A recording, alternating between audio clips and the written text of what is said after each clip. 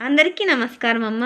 ఈరోజు మనం తెలుసుకుంటున్న అంశం ఏంటంటే ముఖ్యంగా పింఛన్ తీసుకునే అందరికీ ఒక గొప్ప శుభవార్తనే చెప్పుకోవాలా. అదేంటంటే 30న ఎన్టీఆర్ భరోసా పింఛన్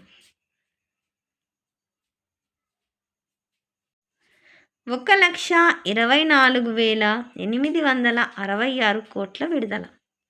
జిల్లా సచివాలయం న్యూస్ టుడే. డిసెంబర్ 1వ తేదీ ఆదివారం కావడంతో ఒక్కరోజు ముందే అంటే ఈ నెల 30నే అంటే శనివారమే ఎన్టీఆర్ భరోసా పింఛన్ పంపిణీ జరుగుతుందని కలెక్టర్ వినోద్ కుమార్ వెల్లడించారు. నవంబర్ నెలకు సంబంధించిన పింఛన్ మొత్తం 2,84,085 మందికి రూపాయలు 1,24,866 కోట్లు ప్రభుత్వం నుండి విడుదలైందన్నారు. ఈ మొత్తాన్ని బ్యాంకుల్లో జమ చేశాం.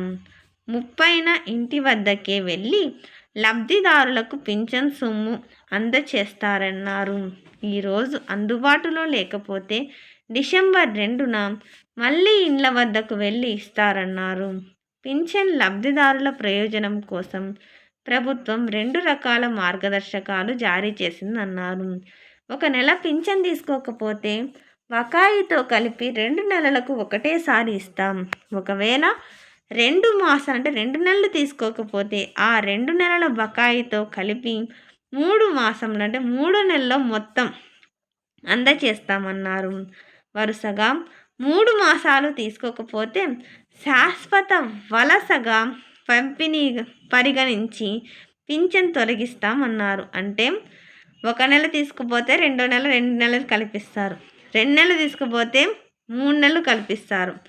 3 నెలలు తీసుకోకపోతే ఏం చేస్తారంటే వాళ్ళకి పింఛన్ తీసేస్తారు. అర్థమవుతుందా? ఆ తర్వాత వచ్చిన రోల్ బ్యాక్ ద్వారా మళ్ళీ మంజూరు అవుతుంది. అర్థమవుతుందా? మళ్ళీ అప్లై చేసుకోవాలా. కాకపోతే 3 మాసాల బకాయి ఇవ్వమన్నారు. మరోవైపు భర్త చనిపోతే భార్యకు వితంతు కేటగిరీ కింద పింఛన్ తర్వాత నెల నుంచి ఇస్తామన్నారు. అంటే భర్త చనిపోతే ఆ భర్త చనిపోయిన భార్యకు వెంటనే నెలకే పింఛన్ ఇస్తారు. ఇందుకు తగిన ఆధారాలు సచివాలయంలో సమర్పించాలి. అంటే భర్త చచ్చిపోయిన డెత్ సర్టిఫికెట్లు అట్లాంటివన్నీ సమర్పిస్తే వెంటనే నెలకే పింఛని వస్తుందంట.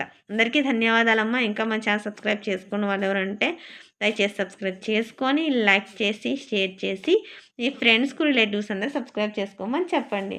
నా ఛానల్ని సబ్స్క్రైబ్ చేసుకొని ప్రత్యక్షంగా పరోక్షంగా సపోర్ట్ చేసిన వాళ్ళందరికీ పేరు పేరున ప్రత్యేకమైన హృదయపూర్వక ధన్యవాదాలు. అందరికీ మరి ఒకసారి ధన్యవాదాలు. దయచేసి వీడియోని మాత్రం స్కిప్ చేయద్దు. ధన్యవాదాలు.